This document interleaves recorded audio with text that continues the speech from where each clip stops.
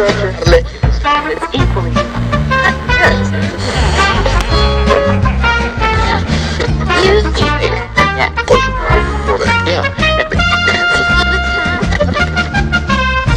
aborto y a la temática del aborto, que nos costó más de 20 años hablarla y legislarla finalmente, que hace 9 años se hizo. Esto tenemos que recordar que en los 70 también era algo legal. Lo sé por mi mamá en una experiencia personal. Ella sufrió estos abortos por tener una enfermedad cardíaca y tuvo que abortar, digamos, porque había que sopesar cuál vida en realidad era la que podía proseguir. Sin embargo, durante 20 años esto se omitió, no se habló, se trabajó bajo cuerda.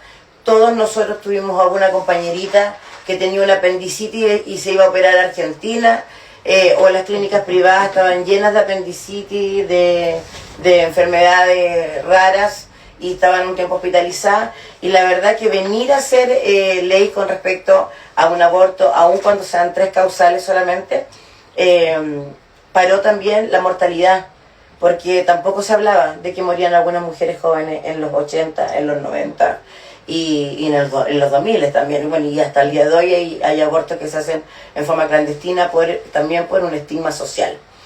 Yo tengo una hija de 20 años y la Rafaela, que tú la conoces de chiquitita, me dijo: mamá, la libertad de elegir yo qué hago con mi cuerpo, yo estoy de acuerdo con eso.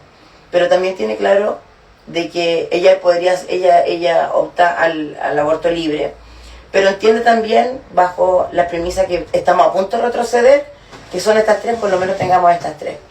Ahora, es importante que veamos el enfoque que se le quiere dar hoy.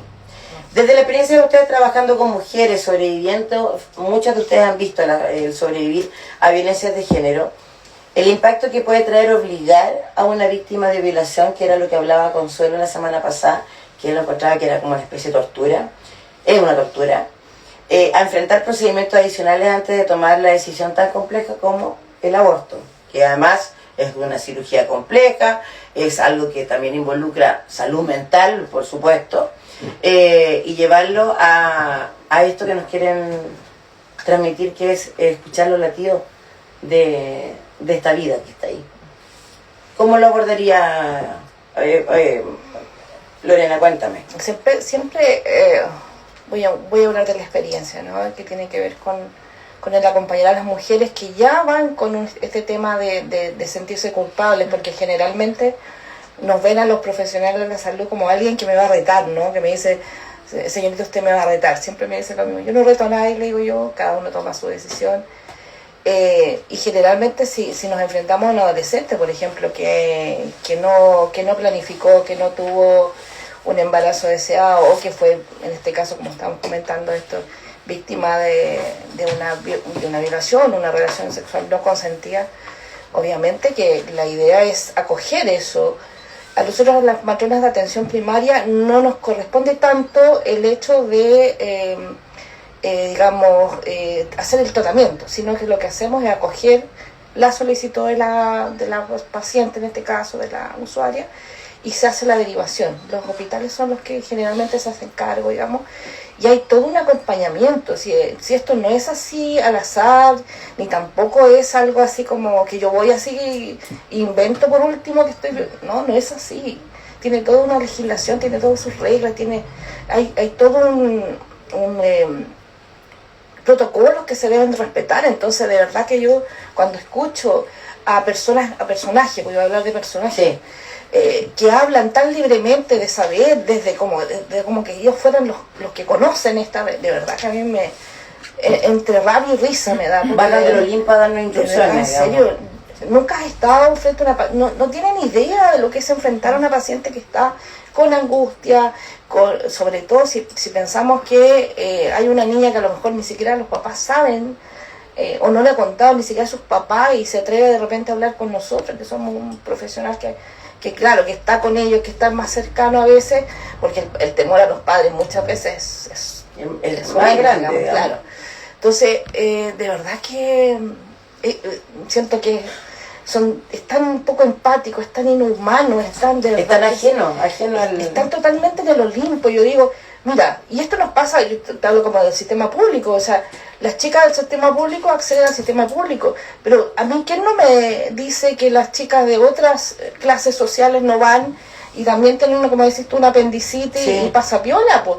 Porque ellas ahí hay otro tema de poder, El que dirá... el hacer, digamos, ¿no? Y el tener los recursos para hacer por cuestiones de ese supuesto. tipo. Y no morir en el intento, digamos. porque- Entonces, exactamente, pues lo que tú dices, cuando los abortos se hacen en forma clandestina, en lugares que no están aptos, en donde no están las condiciones técnicas para realizarlo, obviamente lo más probable es que tengan, están en riesgo de infecciones, están en riesgo de hemorrágico.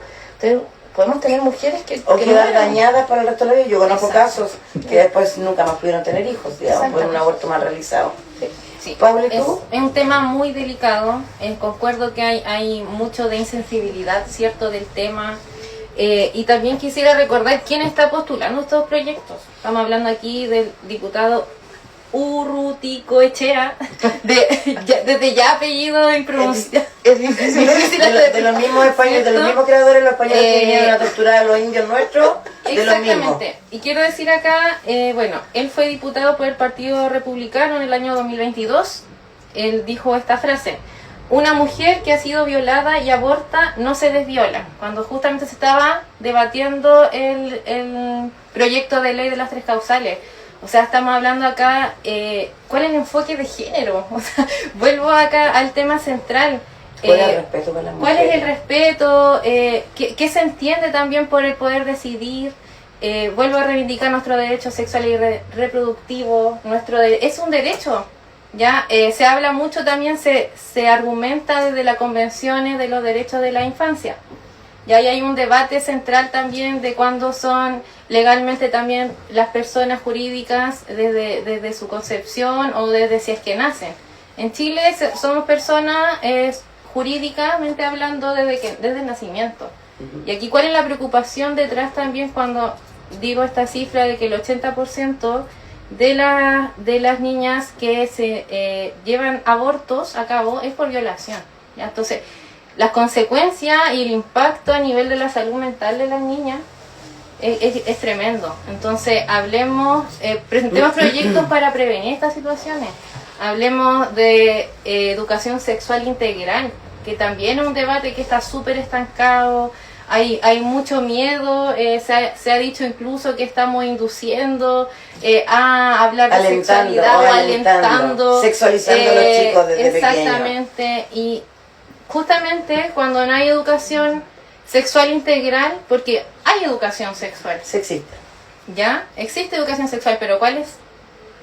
¿Qué estamos observando desde los medios de comunicación, desde los reality shows, desde la música? Desde ahí se está aprendiendo. Entonces, necesitamos que las niñas aprendan a detectar y a reconocer cuando están en un riesgo, por ejemplo, que el mundo adulto aprenda a detectar cuando hay posibilidad de violación, cuáles son esos mecanismos también para identificarlo y hablar sobre esto.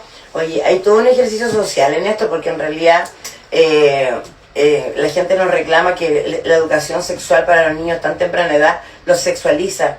Señora, usted no ha visto cómo bailan sus nietos, cómo bailan los hijos de ustedes. Yo tengo niños de primero básico, segundo básico, que perrean, no tienen ni idea de lo que bailan ni la letra de lo que están bailando. Claro. Y la verdad que vienen sexualizados, no del colegio, vienen sexualizados de la casa. Sexualizados de la casa. Lo que ven es lo que repiten, lo que escuchan es lo que repiten. Maca, cuéntame, ¿cuál es tu enfoque, cuál es tu percepción del impacto que puede hacer obligar en esta ley, esta tortura de la que se está hablando? Sí, yo creo que tiene varios impactos. Ustedes han abordado como ese impacto, bueno, desde lo médico, también desde lo emocional y del retroceso que significa. Bueno, tiene un impacto a nivel constitucional, porque si llegara a aprobarse, bueno, es probable que el objeto sea controlado por el Tribunal Constitucional, porque aborda el tema más bien desaborda el tema de la autonomía personal. Y actualmente la Constitución, con todo lo que no nos gusta,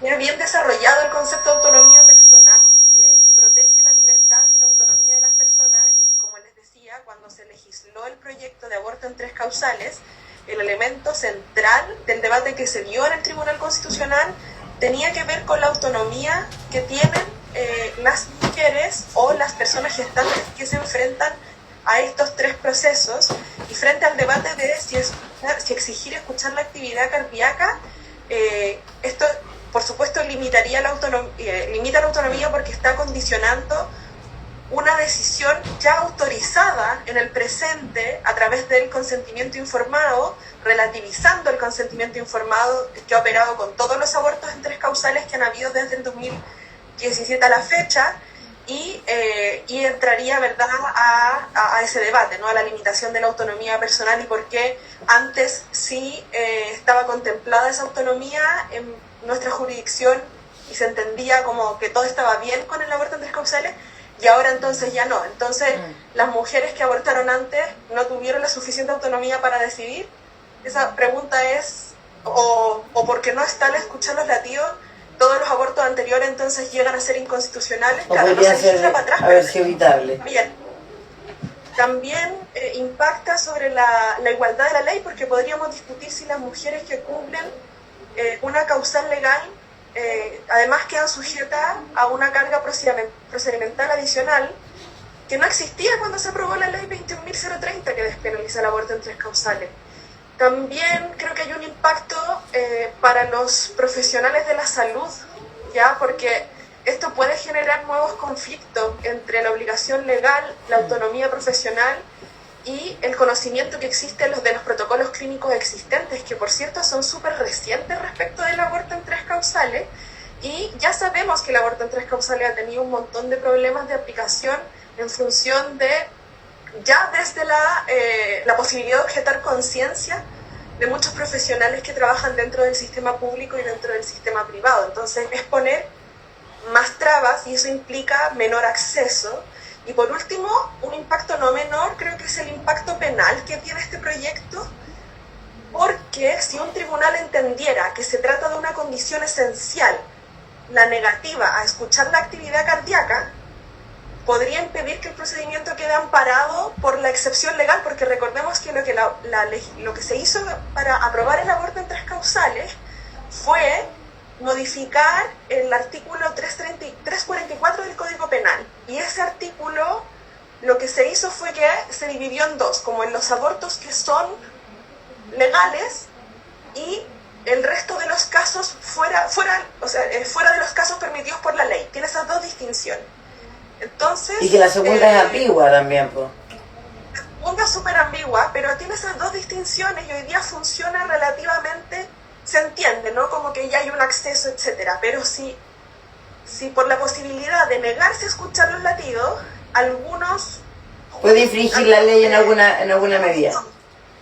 Claro, han dicho como podría restringir el acceso efectivo a las 3 causales y eso sería precisamente porque en el fondo al no escuchar yo entendería que estoy no dentro de lo legal sino dentro de lo ilegal pese a estar dentro de las 3 causales. Por eso digo que es como ambigua. Sí, tiene también un impacto en los derechos humanos, por lo que decían ustedes, la autonomía reproductiva, claro, el acceso oportuno, las prestaciones de salud, la prevención de tratos que puedan resultar revictimizantes. O sea, yo creo, le aprovecho a entregar como esta perspectiva un poco más jurídica quizás, o de historia de la ley, pero en una opinión más sincera, como que no tiene que ver con estos argumentos. Creo que esto es, o sea, un retroceso político gigantesco. Maca, recordemos un poco de cuáles eran las sanciones que habían cuando se hacían estos abortos y se llegaban a enterar de que había habido un aborto. Que era calificado como un homicidio, pero no sé cuál es la calificación o qué pena tenía. Antes de la entrada en vigencia de la ley que regula el aborto en 3 causales, esto estaba regulado en el Código Penal, digamos, y en el fondo dependía de las circunstancias, pero se establecían penas desde el grado mínimo hasta el presidio menor máximo, pero nada, ya como quedaba como antecedente, digamos. Perdón, no quedaba como antecedente, te digo. Cuando antes de que se formalizaran en las 3 causales, había una penalidad también legal, digamos, a través de la justicia. Y era tanto para el profesional como para la persona que se lo realizaba. Claro, dependía de las circunstancias y del caso en general, pero podía ir como desde de los 3 años hasta los 10 años de cárcel. Y eso que no hemos hablado todavía de lo que significa en términos de salud mental post aborto, o pasar por todo este trámite y además alargarlo con este tema del que voy a acceder o no acceder a escuchar los latidos, que todavía no les veo la funcionalidad. Es como para que yo me arrepienta en el camino. Exacto. O para que sepa conscientemente de que voy a terminar con otra vida. ¿Tú cachai el peso psicológico para esa persona? Ya lo otro era pasar por un proceso duro. Y además hacerla sentir culpable, volver a darle culpa a la mujer por definir y por acceder a algo que para ella es importante y relevante con respecto a su salud. Es importante verlo ahí. Y esta ambigüedad también que nos deja como en el filo de que si voy o no voy, o lo hago o no lo hago, porque también estoy con riesgo de cárcel, de que aquí es el antecedente. No se ha hablado tampoco de la confidencialidad del proceso, que también uno como que lo da por hecho, pero también hay un cuidado que no siempre se tiene y que también estigmatiza. Yo no sé, ¿algo que agregar con respecto a esta pregunta, chicas? ¿Alguien más quiere agregar algo a esto? Para que sigamos. Bueno, los debates siempre, no solamente lo que estábamos hablando, no solamente se transmite en la parte legal. También lo que estábamos abordando ahora, que ocupa también la parte digna y la autonomía de las mujeres. La verdad es que yo quisiera saber si ustedes saben en qué consiste efectivamente lo que significa la escucha de los latidos, la escucha de tu corazón. ¿Cuál es el estado actual de esta tramitación? ¿Quién quiere responder? La Maca. La Maca. Sí. Nuestra censista política. Lo legal. Sí, por favor. Sí.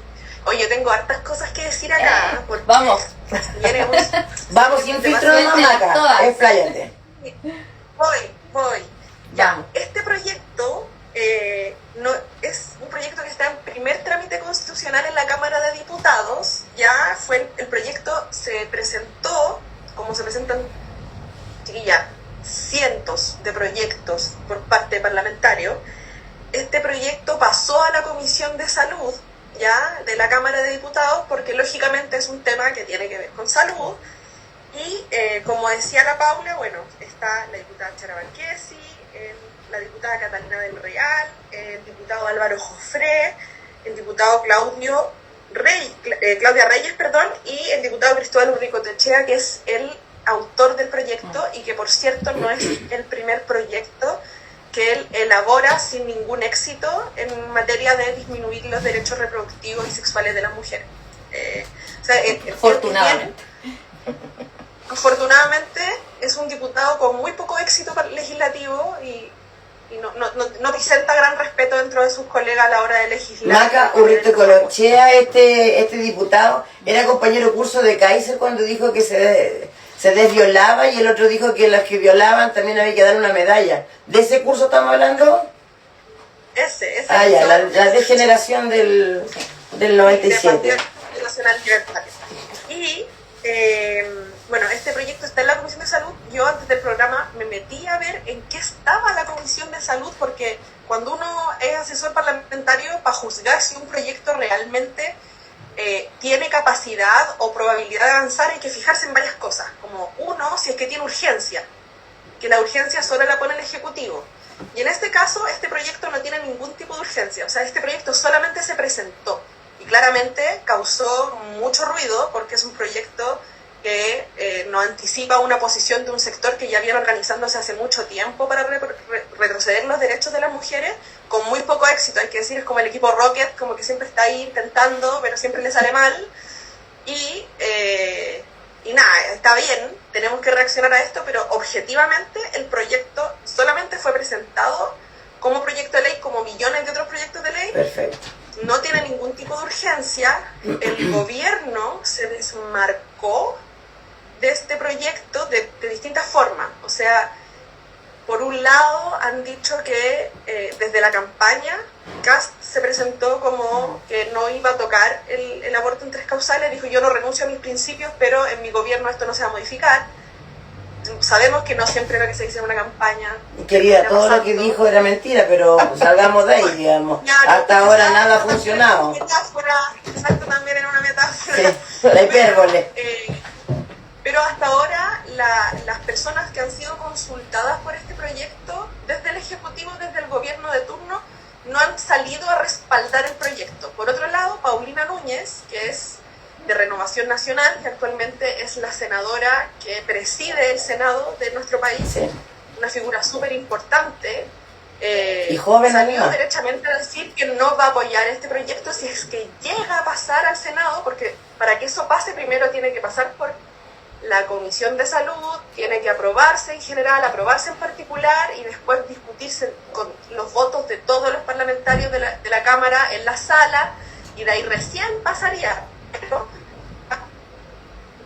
bien para nosotras que la Comisión de Salud hoy día tiene otros proyectos con urgencia que están relacionados al tema del cáncer, que eso sí es prioridad para el gobierno actual, y está tramitando otros proyectos, y el presidente de la Comisión de Salud, que también es de Renovación Nacional, el diputado Celis, dijo yo no le voy a poner prioridad a este proyecto porque no tiene urgencia del Ejecutivo y porque no es prioridad para el país. Y ahí el debate quedó medio cerrado. Entonces, si es para tomar postura, si es para discutirlo, es para rechazarlo. En la opinión pública ha causado mucho revuelo, pero en términos de avance parlamentario es un proyecto ineficaz, es un proyecto que no suscita interés del Ejecutivo. Que nunca estuvo en tabla tampoco ahí.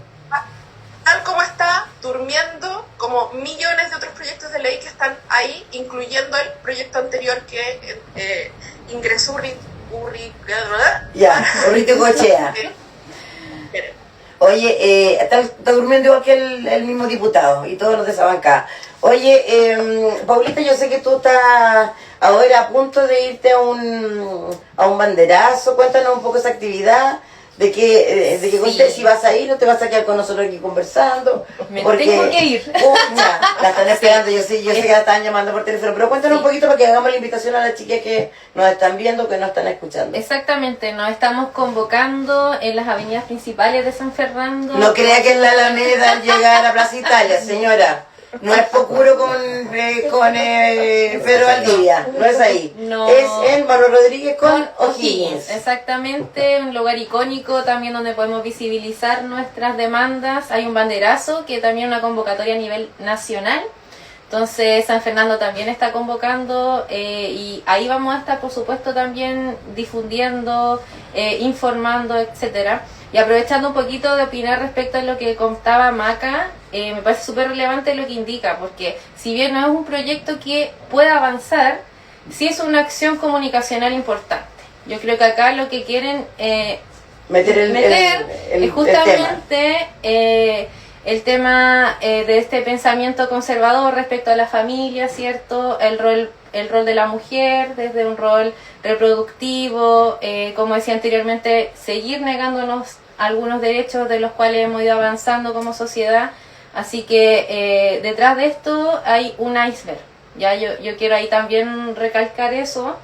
Este diputado es justamente cuñado de Kaiser, entonces también vienen ahí con el tema también hace poquito que salió de este video, ¿cierto? Que hacen alusión a algunos abusos sexuales, incluso a infancias. Entonces, yo ahí como que uno intenta ver el mapa completo y va juntando las piezas y ahí te vas dando cuenta qué hay detrás, ¿cachai? O sea, si hubiese una preocupación real de la infancia, preocupémonos de que no haya más abusos sexuales, ya preocupémonos de detectar a tiempo cómo frenar esto. Nadie quiere abortar.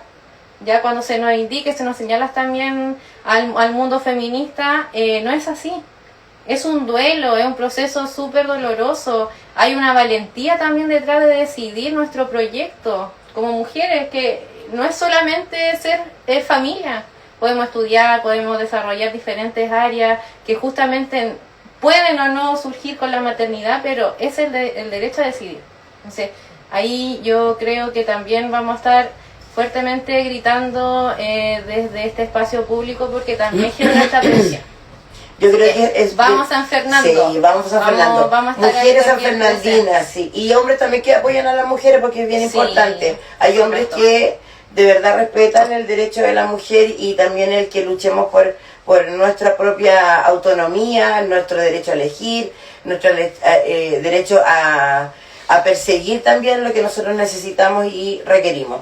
Oye, Paula, la verdad, no sé si tienes algo que agregar que quieras compartir con nosotros, porque ¿a qué hora es el banderazo? A las 6, ya A son las las 6. 7, así que estamos preparando ahí No diferentes... empiecen todavía sin nosotras. diferentes intervenciones. Oye, es importante poner el tema en palestra, porque si bien es cierto, está durmiendo tal cual como los varios diputados que tiene la derecha, que duermen en el Congreso, ponen la ficha y el dedo y se van. Es importante saber de que si está el tema, se ha tocado nuevamente, se quiere meter ahí la puntita, como se dice, para poder nuevamente cuestionar con respecto a algunos derechos, es importante que aún así, aunque esté durmiendo, que nunca esté en tabla, Dios mediante que nunca esté en tabla, es importante que las mujeres volvamos a reforzar y decir que estamos aquí presentes. Exacto. Así que eso, me voy entonces a la manifestación, Estamos agradecer el vivos, así que puede espacio. salir del estudio, no hay problema. Nos vemos en la calle. No tenemos a ningún modelo para que la venga a buscar, Me pero retiro tenemos un con gato dos que puede ayudarnos a salir de la casa. Sí. Muchas gracias, Paulita, por venir. Gracias por participar con nosotros. Mm. Va a Saludos, estar Maquita. cordialmente invitada también a los Eso. siguientes programas. Vamos. Lore, si quieres te corres para acá, como tú quieras, y vamos a continuar. Que les vaya súper bien. Oye, éxito para quienes estén allá manifestándose hoy. Vamos a cortar el agua también porque estábamos con la llave abierta, pero vamos a cortar el agua para que puedan estar tranquilas ahí en las avenidas las chiquillas.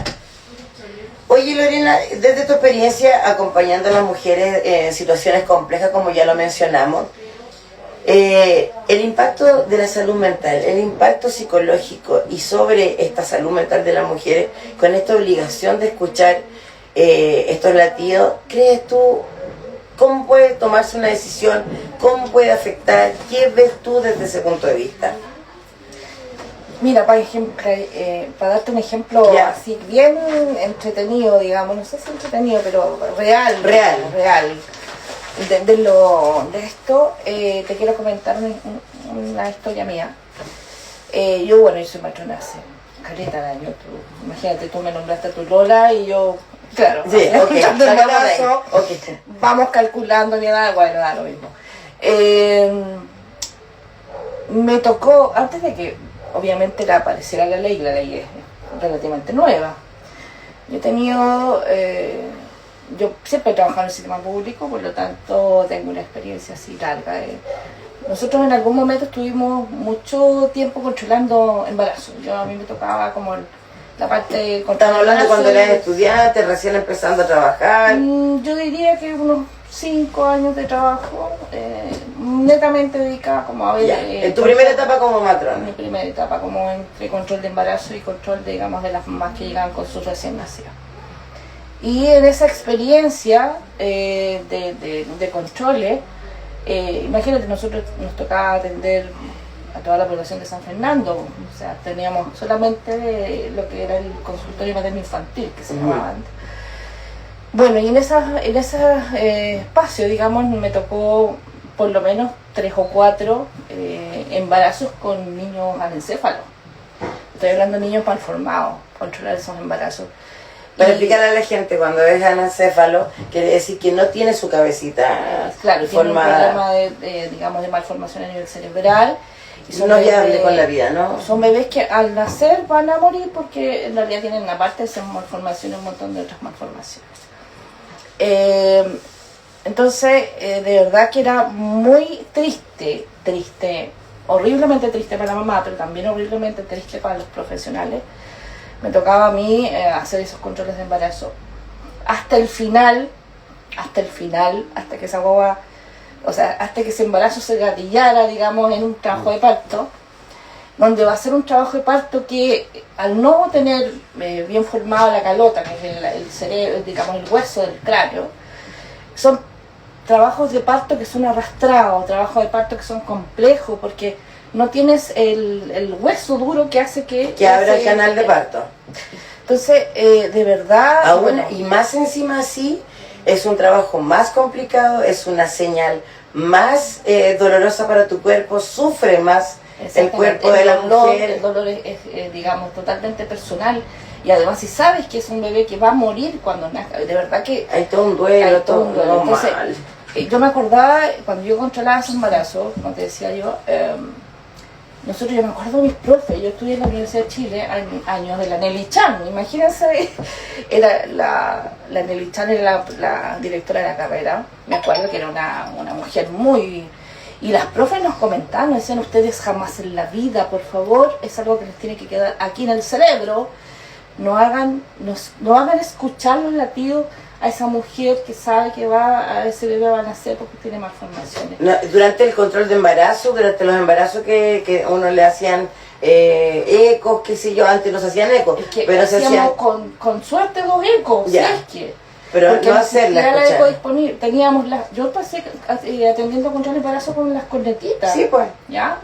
Entonces, antes de que salieran estos ultrasonidos, entonces... Oye, mira que estoy vieja. Me llegó a dar una náusea.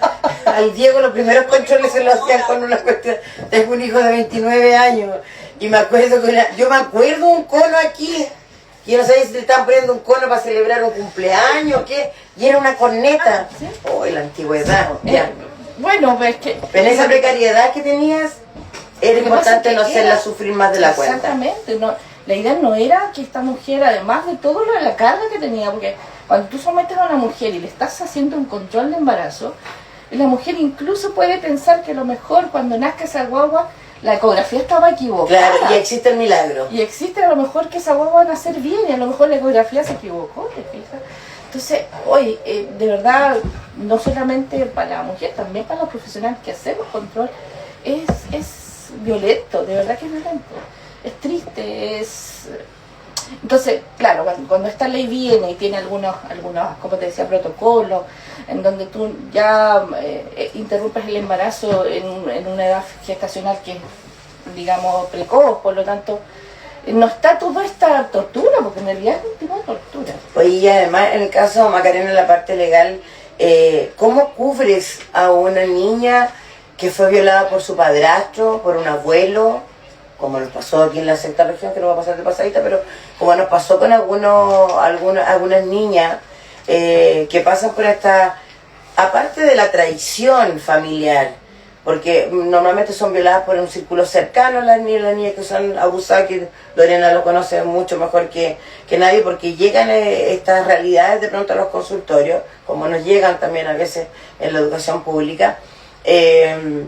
Aparte de todo esto que el relato que nos da Lorena, siempre hubo, desde la historia de los tiempos, yo creo que siempre hubo situaciones así, y venir a resurgir en el 2026, Sí.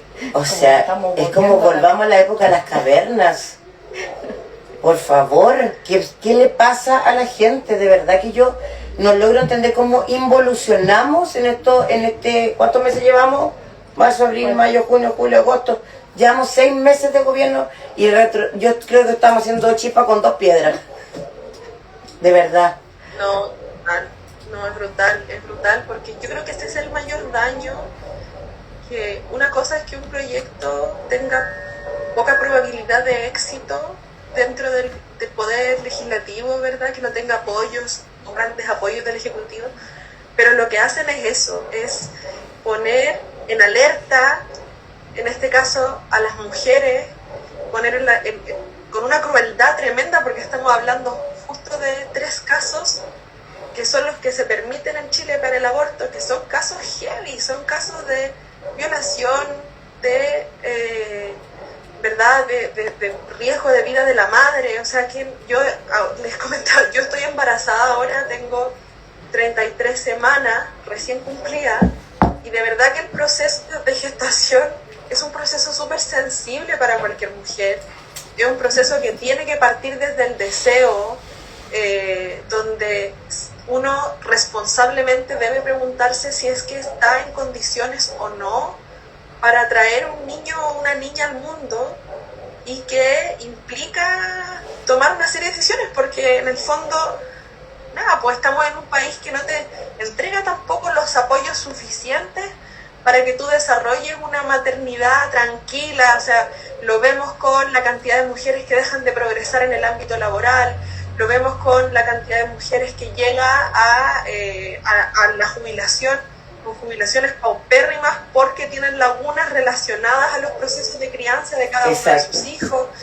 Lo vemos con el déficit que hay a nivel nacional de salas cunas y jardines infantiles. Entonces, yo de verdad cuando veía este proyecto decía como, chuta, ¿y por qué en vez de preocuparnos de amedrentar a las mujeres con proyectos como este, mejor nos preocupamos de avanzar en corresponsabilidad social del Estado, en avanzar en más jardines infantiles y salas cunas que cumplan con los criterios suficientes para que un niño y niña se desarrolle de forma integral? ¿Por qué no avanzar mejor en prevención de la violación, en prevención de los abusos sexuales?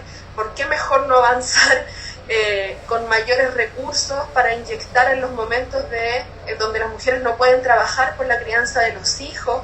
Entonces, esas son las cuestiones que uno quisiera, ¿verdad?, que estuvieran reflejadas en el debate público, si es que uno se pregunta cómo fomentar la maternidad o la paternidad, porque si existe una crisis de natalidad que hasta por ahí nomás existe, porque si uno traduce esos datos, lo que ve es que lo que hay menos son embarazos de adolescentes, en general en América Latina.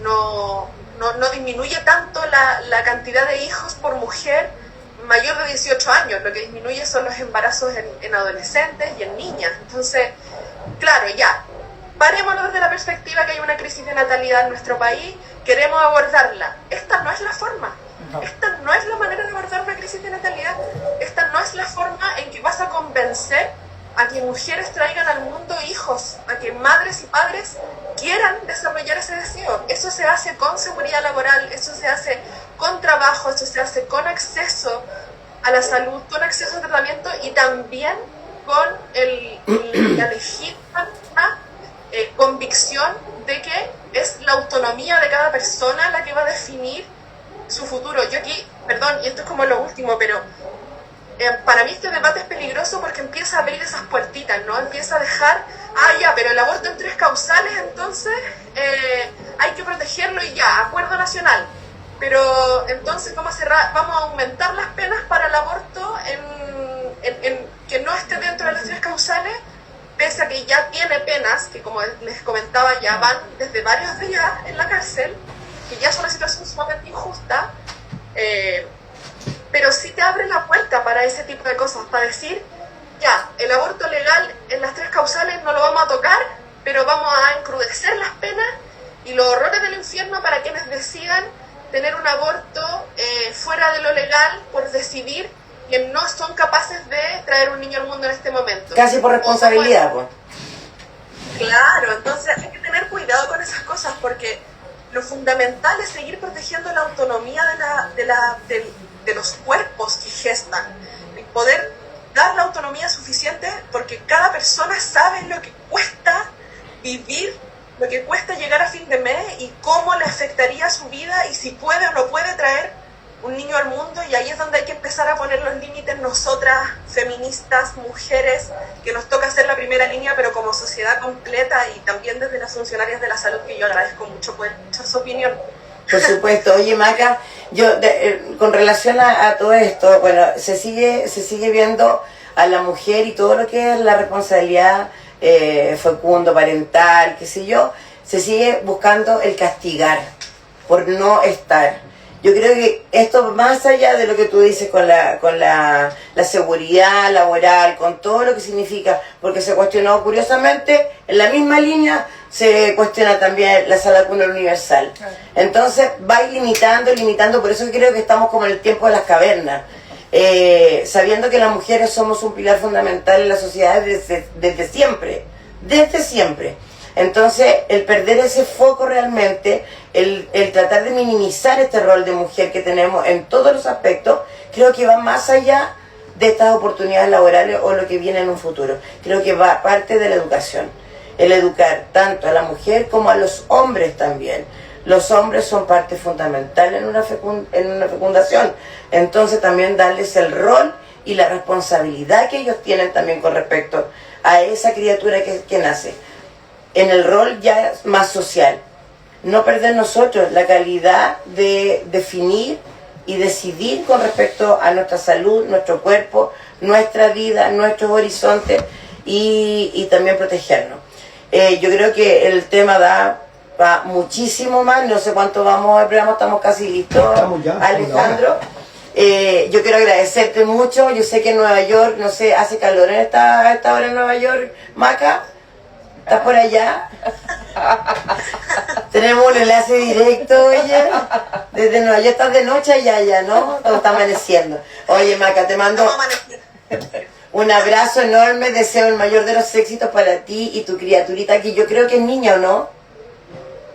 Hoy... ¿Es mujer? O sea, va a ser, pero es niño. ¿Es niño? Ya, Es ok. niño. Pero que venga maravillosamente llenito de dicha y que te haga muy feliz también, ¿ah? Oye, decirle a toda la gente que nos vio, decirle a la Marilu que me estaba reclamando que nos mostraba la invitada, por eso la di vuelta para allá. Okay. Marilu, estamos transmitiendo por Facebook de RRA. Este es el mío y lo tengo para el audio que después lo reviso. De todas maneras, nos puedes ver en YouTube, nos pueden revisar en Instagram, en Facebook y bueno, y todas las plataformas mundiales, porque estamos a nivel mundial. Oye, Lorena, darte las gracias, me encanta verte cada vez más linda, compañerita de viaje también, porque también nos hemos pegado su viaje, así que lo hemos pasado regio. Les quiero dar las gracias a todos los que nos ven todos los viernes o cada vez que tenemos el Vueltas Mónica, mandarle un saludo enorme a mi querido Sabor, al Dani, que está en Santiago y que es uno de los creadores de este espacio. Jacqueline, espero que te mejores pronto, que ya te echamos de menos aquí a la Yaco y seguir adelante con todo lo que se nos viene. Oye, yo decía hoy día en la mañana, le decía a la Yaco, le vamos pisando los talones a la autoridad porque hace varias semanas que venimos chicoteando con el tema del SAR. ¡Tum! Justo esta semana apareció el SAR. Esta semana se me llegó a desmayar. Gente, people, aquí estoy. Justo apareció hoy día. Todo solucionado, aparecieron lucas, curiosamente, señor Macaya nuevamente mete sus manitos ahí y tenemos, parece, apertura de SAR. Lo importante es que la comunidad va a tener donde atenderse, sea como sea, después vamos arreglando la carga en el camino como es de costumbre, como buen chileno, arreglamos las cagadas después, pero decirles a todos que aquí estamos, que no nos vamos a mover y no nos moverán. Oye, Alejandro, mis besos, muchísimas gracias Alejandro por tremendo trabajo, a la Jenny, a la Yaquito, Lore nuevamente, muchas gracias, a la Paulita que les vaya súper bien. Maca, también. Gracias, tremendo programa. Maca, un gusto, Maca. Y nos vemos entonces. Los días viernes tenéis que vernos en Vuelta Mónica. Nos vemos. Chao, chao. Chao, chao.